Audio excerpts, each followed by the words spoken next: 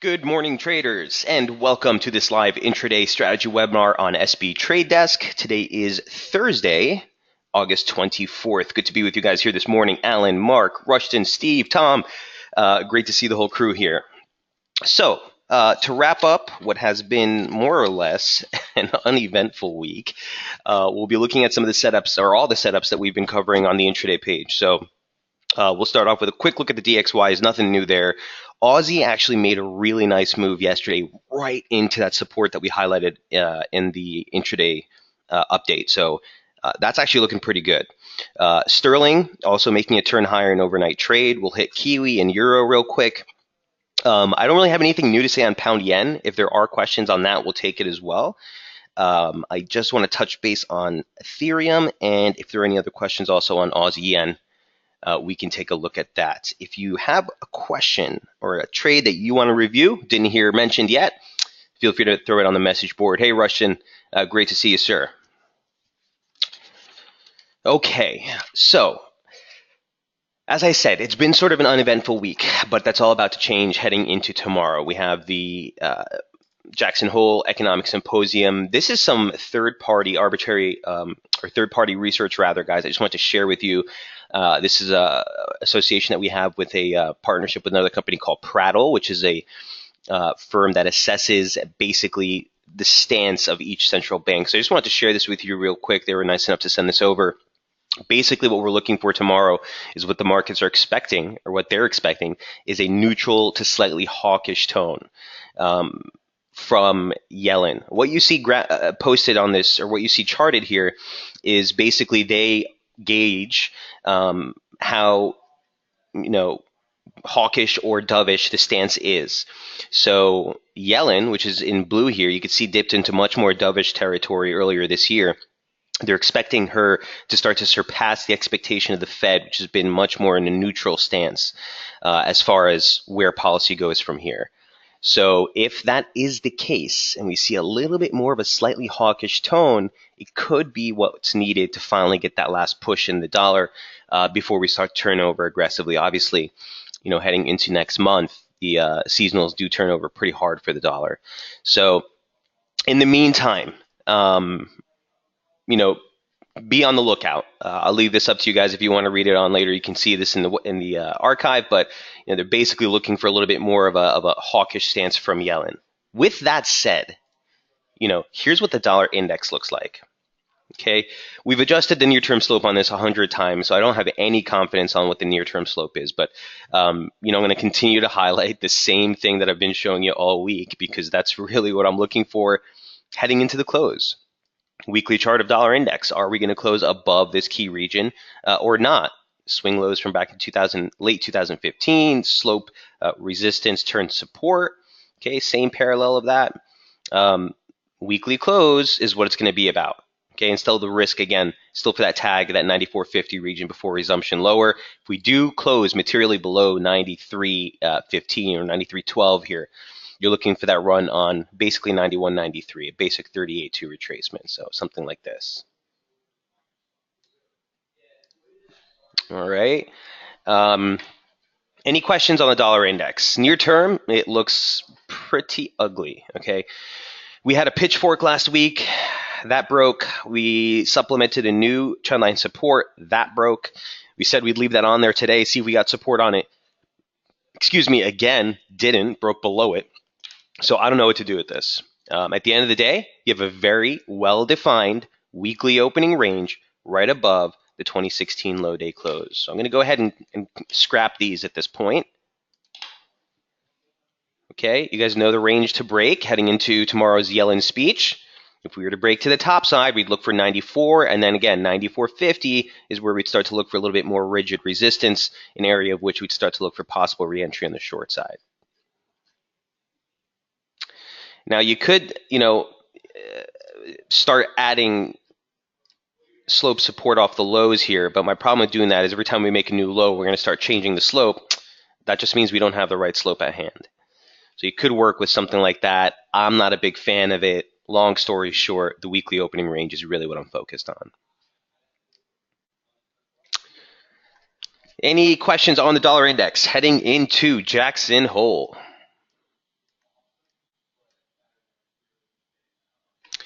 Okay, let's hit Aussie real quick. So this one actually looks pretty decent. Here's what Aussie looks like now.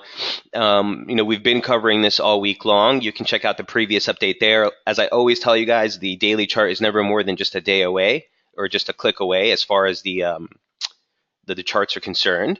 So for Aussie, obviously last week we were looking at this breakout of this bullish flag formation.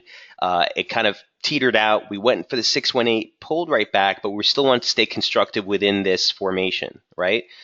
This was the slope that we've been working with. No change on that, okay? Hit back 24 hours. Here's what it looked like last night. We wanted to stay constructive above 78.67. What's 78.67? Very simple. Confluence region of the 618 retracement of the advance and that same slope support we came off of last week. So right off the bat, I mean, that was a bullish invalidation. I wanted to stay constructive while within this near-term slope. Wasn't enough, hit points on that to really sort of solidify using that slope. But here's what it looked like. Bring it to 120 minute. Okay, it still offered some guidance. What guidance was that? Right here. When we got the downside break, you saw a quick acceleration, and that's where we came right into that key support at 78.67 before rebounding. I like this holding. My concern is that, based on the weekly opening range, phenomena, you would expect to see maybe a continuation or a hold down here into the close of the week, which is why I'm a little hesitant. That being said, I like the long against 78.67. Okay, if we get pulled back and get stopped out, so be it. But this was a perfect spot of which we want to stay supportive. We have to, rely on our technicals. If it breaks, it breaks. That's why our stop is there. But this was our bullish invalidation. It's held. As long as we stay above that, I think you want to be mindful of trying to short the Aussie. This is broadly very constructive trade, guys. I'd rather be looking for the pullbacks to get back on the long.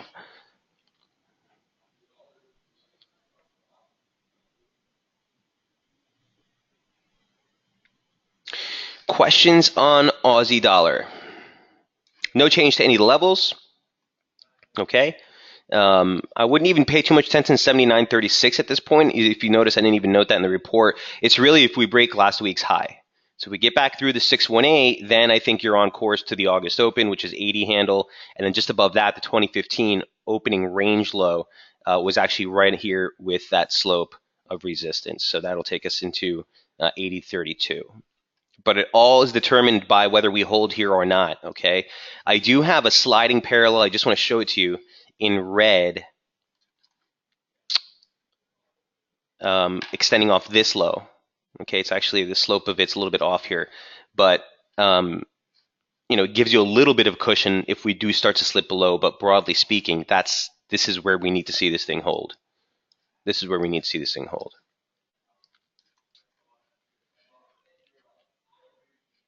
Any questions on Aussie?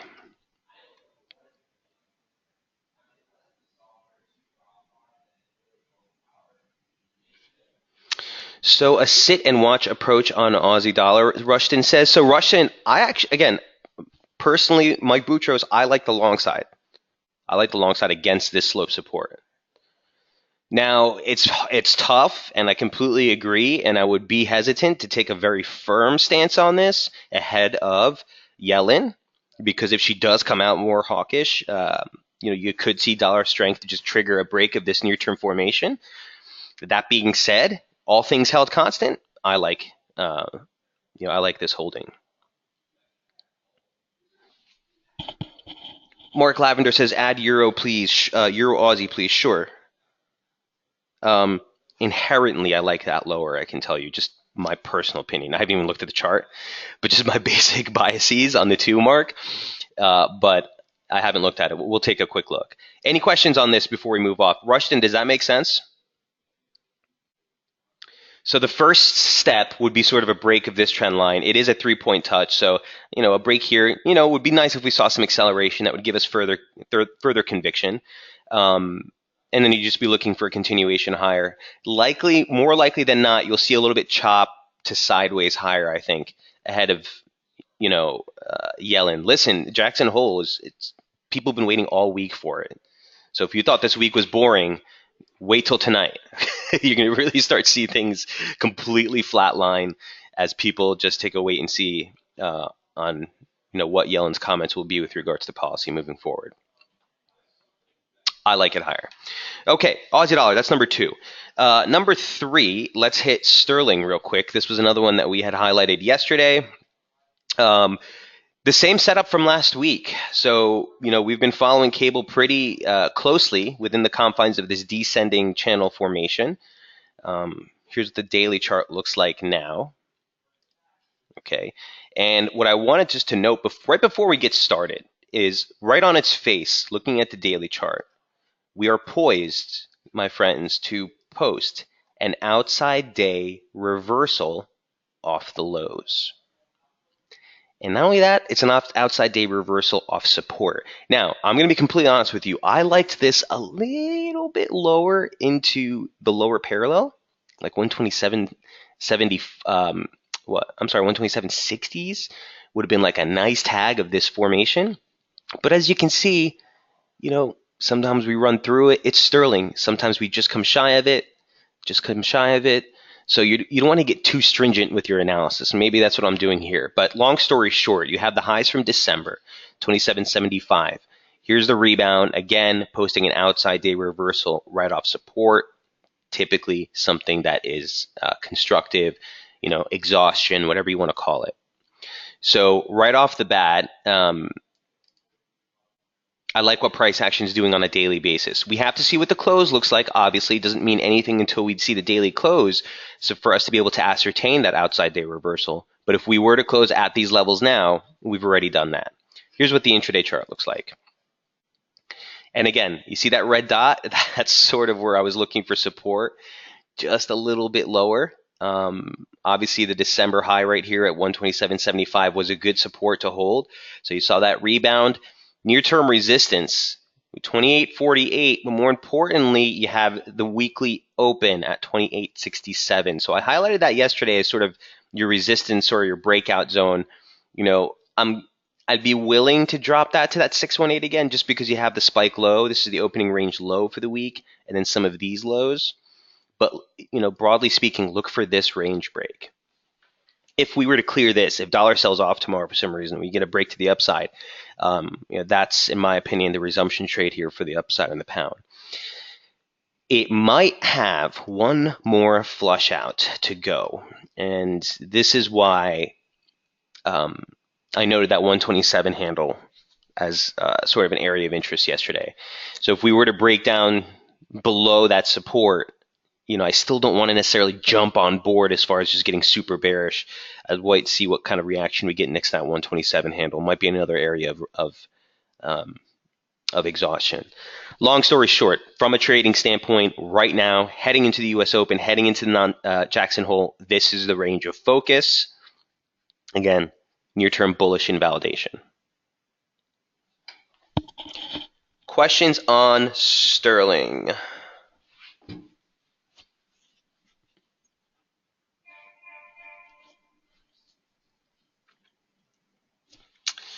All right. So that is British pound. Number 4, we'll hit up Kiwi real quick. Here's what Kiwi looked like earlier in the week. Okay. Not the cleanest trade, but then again, nothing this week has been. Here's what the intraday chart, 240-minute chart looked like a few days ago. Again, the weekly open turned just ahead of that basic trendline resistance off the highs. And then you saw the break back below the 73 handle. So initially, we were looking for a rebound here to get short. Bearish invalidation was up there. But we were looking for some sort of bump here to get on the short side, targeting 72, 71.87, and 71.70. We kind of highlighted a cluster of support targets just down there. Well, we've all but taken out nearly all of them at this point. Here's what the intraday chart looks like now.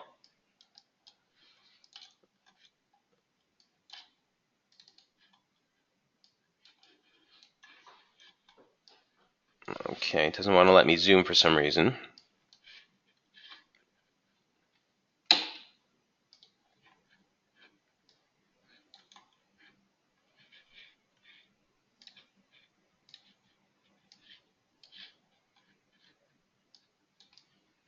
Okay. I'm not sure why it's not letting me zoom, but in any event,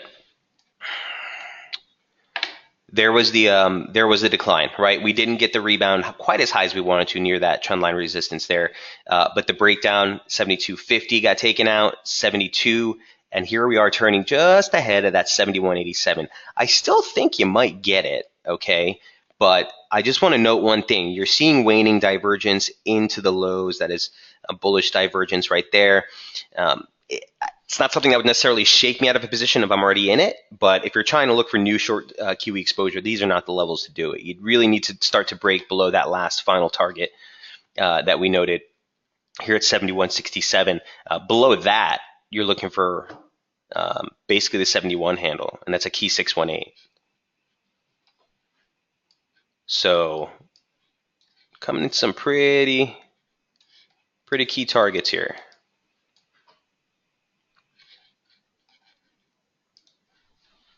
Any questions on Kiwi dollar? Again, so near term, coming at risk, shorts are at risk into this region. I'd be looking for a rebound.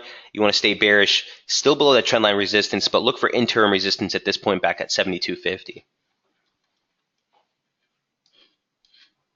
Hold on one second. Let's refresh this page.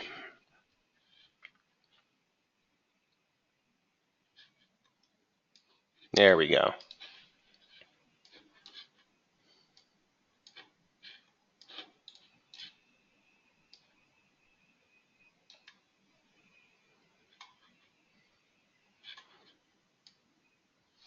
So interim resistance.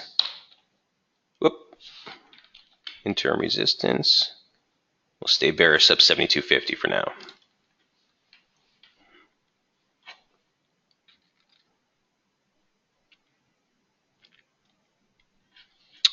And let me just see, does that match up?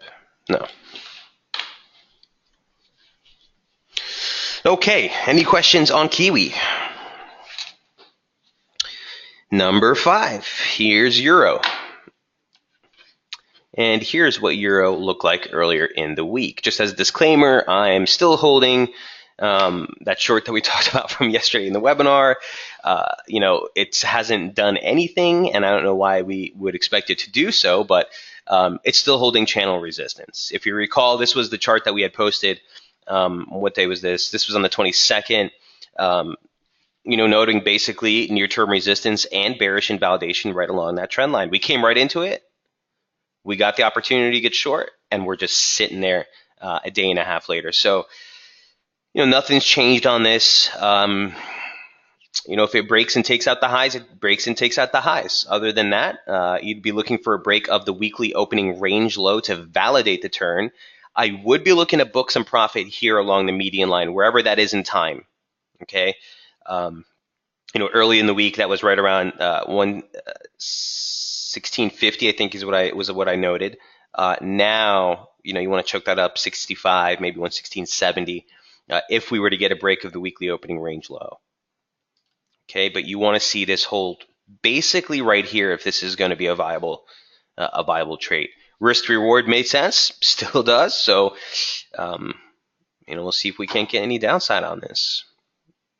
And again, this is one of the things I do like in favor of if the dollar does rally. Euro is kind of my favorite play on that in that scenario, let's say. On dollar weakness, it would have to be both Aussie and probably pound.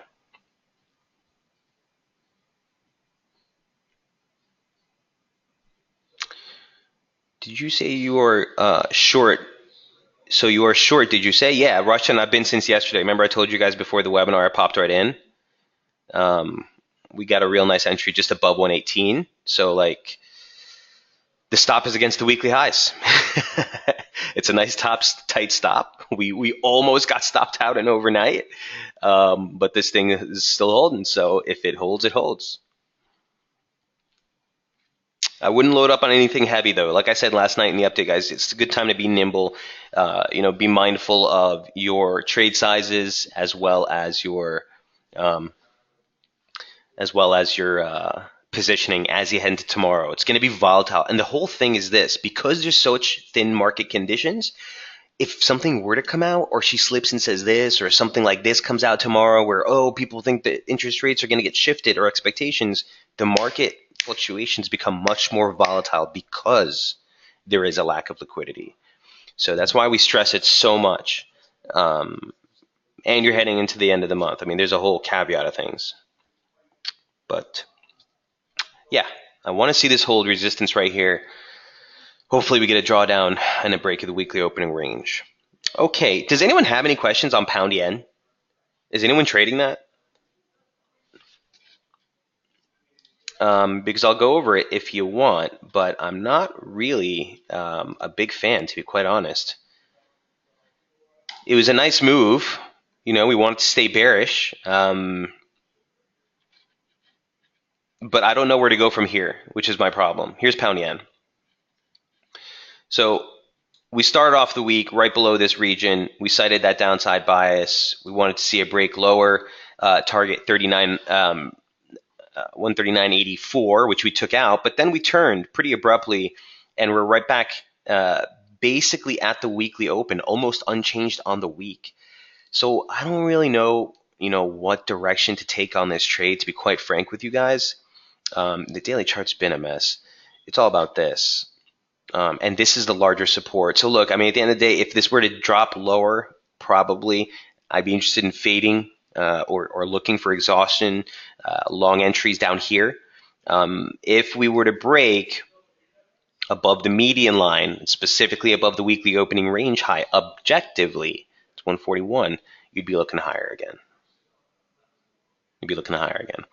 So not really a big fan of a pound yen right here. You're unchanged essentially on the week. If you put a bullet to my head, I think, you probably rally a little bit here, turn over, and then make that new low before all is said and done. At the end of the day, you do have some divergence here. So respect the topside break if you get it. This is a wait and see game. I'm flat on pound yen here. Can you go over dollar CAD if you have time? Steve, yeah, dollar CAD, is it not on the list? That's weird. Gotcha, brother. Can't go out without dollar CAD. That's at an interesting level too right now. 6. Okay, Ethereum, number 7, the cryptocurrency, at least the crypto of the block that I'm looking at. Bitcoin is kind of just a mess right now, but here's Ethereum on the near term. This structure has held for over a month and a half, which is weird for these newer type of assets to be trading so cleanly. But I just wanted to highlight the median line here. Resistance, break, acceleration, support, break, acceleration, resistance, break, acceleration, resistance. So you don't necessarily have a weekly, open and close here in these crypto blocks. But long story short, trade remains constructive above 274, 276, excuse me. Near-term resistance still 347. A topside break above that 374 is your target. So no change to any levels. It's been a pretty chopped market, but at least where you've been pivoting off of, the levels have been pretty clean. Any questions on Ethereum? Okay, I am going to let me just touch base real quick. This is the last update from this week's setups for the setups that we've been following this week. Here's the Ethereum, by the way. What was the last one? Aussie yen. So we did euro, we did pound. Here's Aussie yen from earlier in the week. And the only thing I wanted to highlight on this, guys, is we came right back into support, and that's what we're trading at right now. Here's the daily chart. Okay. We're looking for support at this region here. Okay. Now, overnight, it looked like it was spilling, but do you see this quick recovery? And when you get something like this, you bring it into a line chart, and you see it looks like it never even broke. That could be the rebound of support that we're looking for. I don't know. Of course, I would like the long side of Aussie in general, but we need a little bit more conviction than just that little bounce. That being said, we're coming off of slow support. This would be the third attempt and rebound. If we do hold above it, would sort of keep the top side focus in play. Here's what the intraday chart looked like, or here's what it looks like, and here's what it looked like earlier in the week. We had started off on Sunday saying, look, key support and bullish invalidation is going to be 85.97 into 86. That's basically exactly where we just found support last night. Near-term resistance at the December high day close, that is the weekly high. So the levels are just ridiculous on this thing. Pretty clean. The only thing is the weekly opening range remains intact. Okay. Again, our favorite scenario is, a rebound off this region higher. Key resistance to clear that, and key resistance to sort of mark the onset of resumption of the broader uptrend would have to be a break above that 2016 open at 87.55, 87.64. Okay, so this region right here.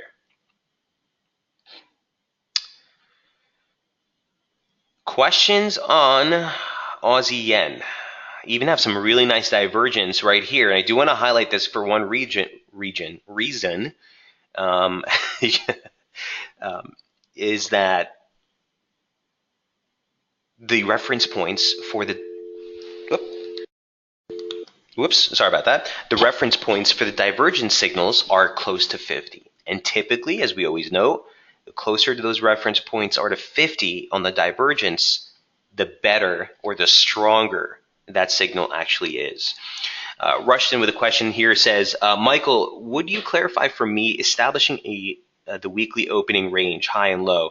And then how long do we use these levels for? So Rushton, if you're looking for the weekly opening range, it's going to last, that's going to signal your near-term bias for that week, right? So a lot of times, and we've gone over a lot of educational videos about it. Actually, Rushton, go to the resource page on SB. There's a little piece there on opening ranges. But basically, you're looking for the market to set a high and a low and retest one of those on a Monday, Tuesday stretch, or sometimes it'll be like a Sunday, Monday. Don't want you to stress time as much as price. So sometimes by Tuesday, by Monday afternoon, you'll have a high and low that's been tested 3 times. Then that's your opening range. Sometimes the market will drift into, Tuesday night, and then you get a defined opening range. So for me, this is the opening range low for the week. This is the opening range high for the week. For me, this is a failed break of the weekly opening range. And one other thing, Rushton, that you want to always keep in mind, we use opening ranges as just a tool to help us ascertain bias, but nothing supersedes basic support and resistance. So if you notice in this example, yeah, the opening range was right here at 86, but guess what? 86.20, guess what? Just lower was that key support structure that we had highlighted. This is a basic 200% extension, which is basically a measured move of this double top formation. And this is a 618 extension from the decline just off last week's high. So support is support, right? It's not Mike Boutros saying anything about it. It's not Jamie Setley saying anything. It's basically objective. That's support. So you don't want to omit support and resistance, but certainly when you're looking for the opening range break, you're looking for that range break to give you a directional bias, and typically the trade will close at the extremes. And Rushton, the whole premise of opening ranges is that markets will tend to open and close at the extremes. So what do I mean by that? If we're in an uptrend, typically the low will be early in the session and the high will be late in the session. If we're in a downtrend, typically the high will be early in the session and the low will be late in the session. So this is a phenomenon that happens on both on a daily, session, like a U.S. trading session bias, and also weekly, monthly. We do monthly opening range breaks where the first week and a half, 2 weeks, again, let price tell you, not time. You look for a break of the range, and then once that finally gives way, you look to close that month at the extreme. So let's just take an example right here. Actually, this is not really a good example on Aussie dollar, but does it make sense? So here's an example rather for your July open, right? That was just a rip. And it's not always going to work. Here's March. Here's your March opening range. March open, you set a low, you set a high by the 17th, the break on the 21st of the opening range for the month, and you close the month right near the lows. And this, again, I can show you a million instances of this. Not always going to happen, but it's a good way to be able to get just a basic directional bias. And on a weekly basis or an intraday session basis, it can really help you, give you that added tool, that added conviction on what direction you want to be near-term trading in. Okay, sorry to go off on a tangent, but it's a good day to do so. Thank you. I appreciate that is a guide and your time to share your wisdom. Hey, you're more than welcome, sir. Makes sense, he says. Great, great. Okay, that is Aussie yen number 8. Let's jump into dollar CAD. Who was asking about that? Hey, Steve, here's what dollar CAD looks like, man. Look, I was kind of debating whether we should put this in the update last night, but I was a little shy on this account. Oh, I did put it in the update last night. See that? Boom. Okay. So, actually, now that you mention it, Rushton, this is a great example of an opening range break, I think, is on the onset of breaking much, much later in the week. Typically, you look for the opening range break to be like on a Wednesday, Thursday type move. But again, you set a high right at 26. You tried to break below that 618, and you've been hovering. The opening range, like I noted in yesterday's piece, was basically taking shape right around that 618 retracement at 2550. We like the downside below 26, and if we see a break there, your next downside target is going to be down at 2491, basically the 25 handle. You have a nice confluence of 100% extension from the decline and a 786 retracement of the ascent. And those confluence regions tend to be pretty good. So here's what it looks like now. Dollar CAD. Boom. Okay. You're getting the crack, but not much follow through. The median line off the highs here, I don't want to stress this because we really haven't been that clean on it, to be quite frank with you. Here's the 120. Gives it a little bit more emphasis here on a close basis, but not the cleanest move. Long story short, nothing changing on this, guys, but heading into tomorrow, you know the levels. 126, bullish, near-term bearish invalidation.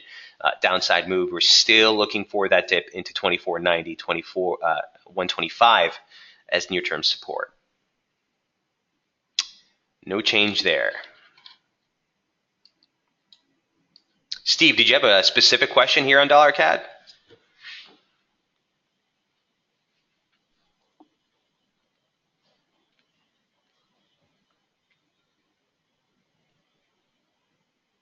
Again, I could see a scenario where like dollar rips tomorrow on some sort of commentary, but even if you come into the opening range high for the week, which right now converges on that parallel, I still would possibly be looking for a fade move on that. That's the level we need to breach to get through.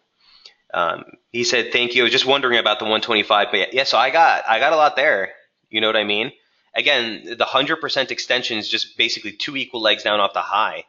And then a 786 retracement, that's objective. Again, as objective as you can be, off the low. Both of those converge on the median line for tomorrow. So if we were to travel sideways here, look for the overnight high to basically hold as resistance. But 25 would be a sweet spot as far as a near-term reaction for support.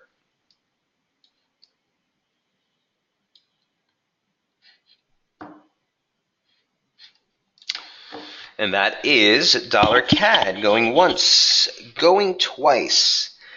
Next question was on Euro Aussie. I think that was from Mark, right? Euro Aussie. Aussie short. Mark, yes. Please add your. Yep. Okay. Here's Euro Aussie. And we did write about this, if I'm not mistaken, not too long ago. I think it's covered on the Intraday page. Yeah. Right here.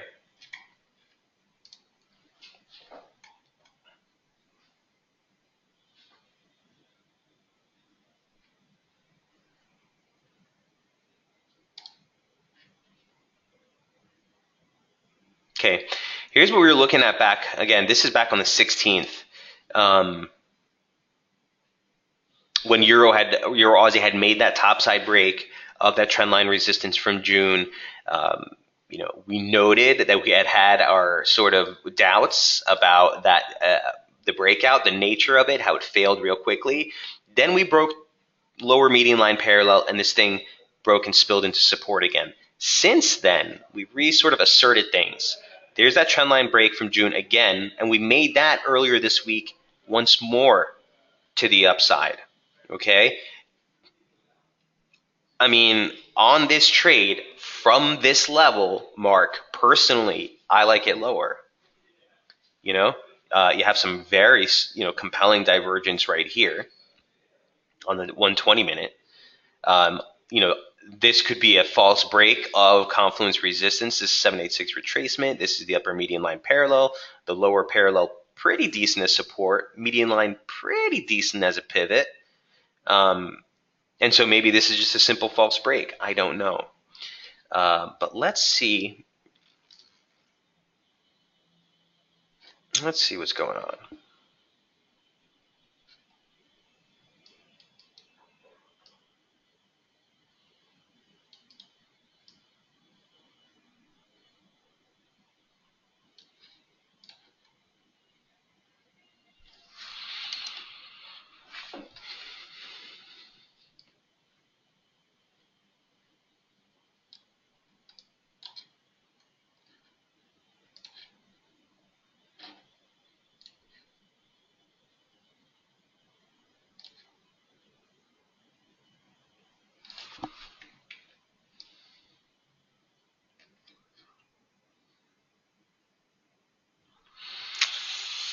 Weak, real weak.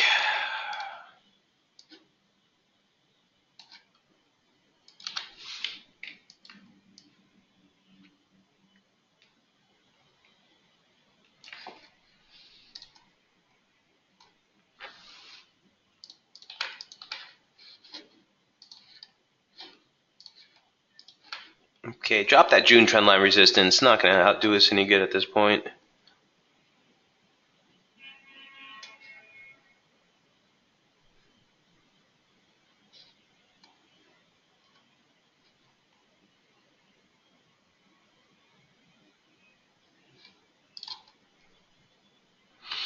Yeah, I mean, the game plan from here, you'd have to be comfortable to stop against that high if you even want to try to fight this. I wouldn't necessarily listen, the crosses right now are in treacherous territory, in my humble opinion, but if you put a gun to my head right now and say, Mike Boutros, which direction, I would say look to fade strength against that high. Just my humble opinion on this, Mark. He said, I got stopped out on that overnight spike looking to re-enter the short. I would have too. I'll tell you what, I was looking at this. No, I wasn't looking at this, but if I was looking at this, I'm saying if I was looking at this and I saw it come into that confluence resistance of the 786 and that resistance trend line or upper parallel, yeah, I would have looked for this second rebound, taken a short there with a stop against that high. So I definitely would have gotten taken out with you on that overnight rally. Don't let that bother you. It happens. Such as trading, we'll have much more opportunities. Euro Aussie is a big old ATR sometimes, so I think we'll get more clarity. And guys, for everyone in the room, if this week has been tricky or if you've been trigger shy, that's completely okay. Okay, being out of the market, being flat is a position, and we don't want to push a trade for the sake of pushing a trade. If there's not clarity there, capital preservation is paramount. So that's why you'll hear me and Jamie sometimes tell you there's just nothing, we're not going to just point you in the direction for the sake of it.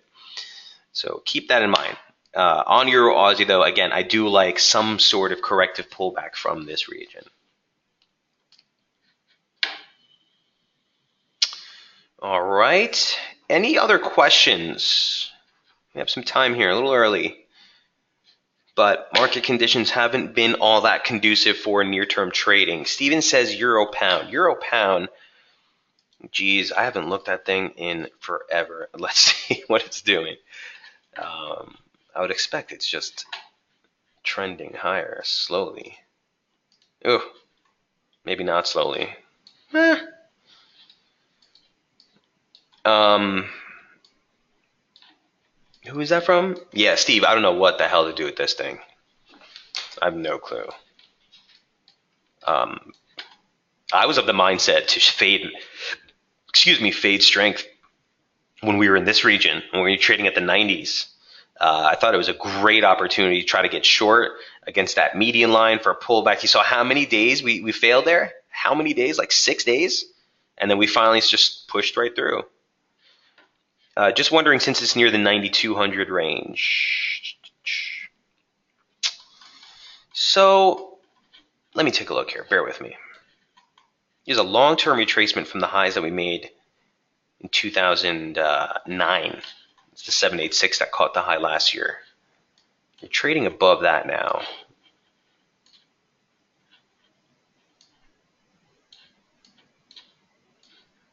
You know, in this trade, you got to go into the weekly charts. This is just too daunting.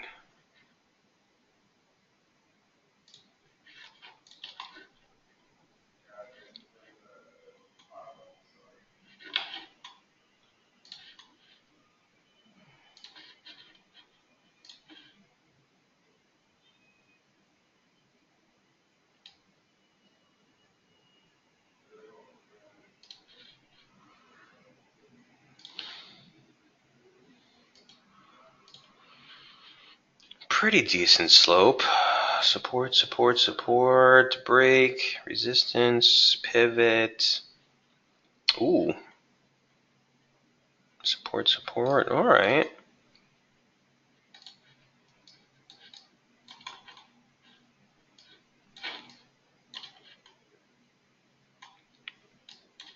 Okay, let's also take this longer term approach with an extension off the lows.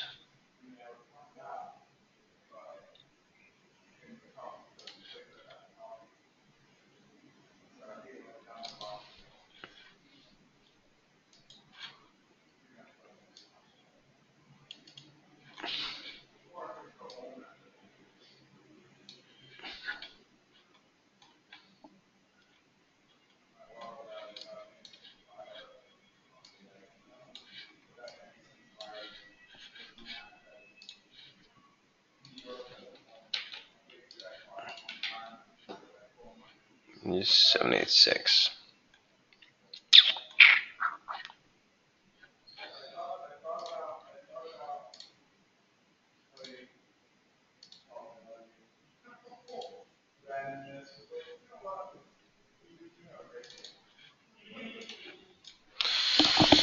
Yeah, I mean, 2017 low week close. Yeah, I don't really have anything per se at 92. I have 91, 91 as that keep comes up, that 786. And 92 is just a swing. I mean, obviously the previous years or the previous year's swing high here at 92.25 is also going to be a level of importance. But I wouldn't make any assumptions while we're here. You know what I mean? Steve, it could probe into this region, but it really, I mean, based on this chart, this is the weekly chart. So based on this chart, we would need to close above that region to continue favoring the long side. If we were to close below, you're at risk, specifically here because momentum is below 70. So that would be kind of like a momentum jam up into 70 in reverse. I like this lower. I think I'm just being stubborn, or I might just being a jerk right now, but I like it lower because of my respective biases. Again, I think sterling's overdone down here, but that's clearly fighting the trend. So because of that, I know I have feelings inside about this trade. I'll just trade, and I know when I'm emotionally involved in a trade, I just avoid it altogether. And specifically when my personal opinion is against what what the price action's been saying, I'm not going to sit there and just be stubborn. I've been, like I said, I've been wanting to be short this thing since here. I would have been getting ripped apart on this rally. So again, sorry I don't have too much, Steve, conviction on this one for you, but that's just my personal expectation. I want to see what the weekly close looks like. It's a tough pair, euro pound right now. Tough pair, both to get in the long side if you think it's constructive and to try to fade it has not been a fruitful trade over the last couple of months. Mark says crude. I think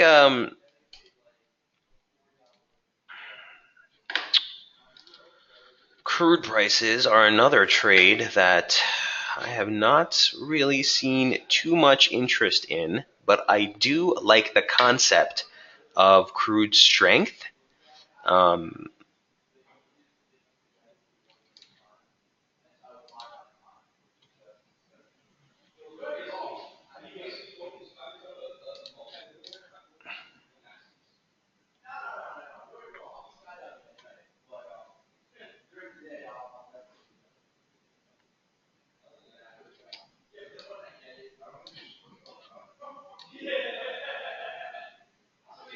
yeah, near term, I don't know. This is new here. This 30-minute candle here is coming right into support. I like the concept of crude stabilizing here above 47. Um,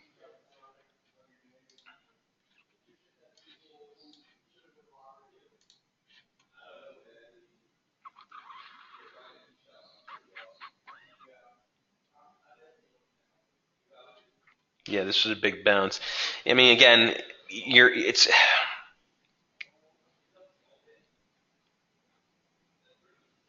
yeah. Technically, hey, Rushton, this is another example. So listen. Technically, this is the monthly opening range. Which, by the way, you mean an outside day reversal off resistance right here. This turned us bearish right off the bat on the first of the month. That's as bearish as you can get, specifically into a 618 long-term retracement. I mean, that's a beauty. So that shifted the focus lower, right? But then the opening range for the month held until the 10th. Well, guess what we did on the 10th? Another outside day reversal candle off resistance, right off that same 618. Shifted the focus lower. Look where we found support. Former upper median line parallel, basic trend line support, and here's the rebound. So technically, objectively, since we broke the opening range to the downside, we should be looking for a late month low, Mark. But I'm of the mindset that, yeah, maybe you can break a little lower from here, test this trend line again. But I'm of the mindset that crude needs to find or should be stabilizing at some point above these levels near term, above these levels.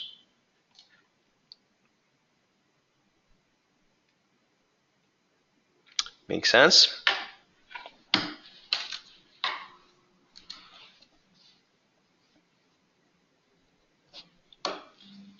Yeah, you're more than welcome. Okay, guys, if there are no other questions, well, if you do have questions, feel free to throw them on the message board now. If there are no other questions, we're going to go ahead and wrap things up.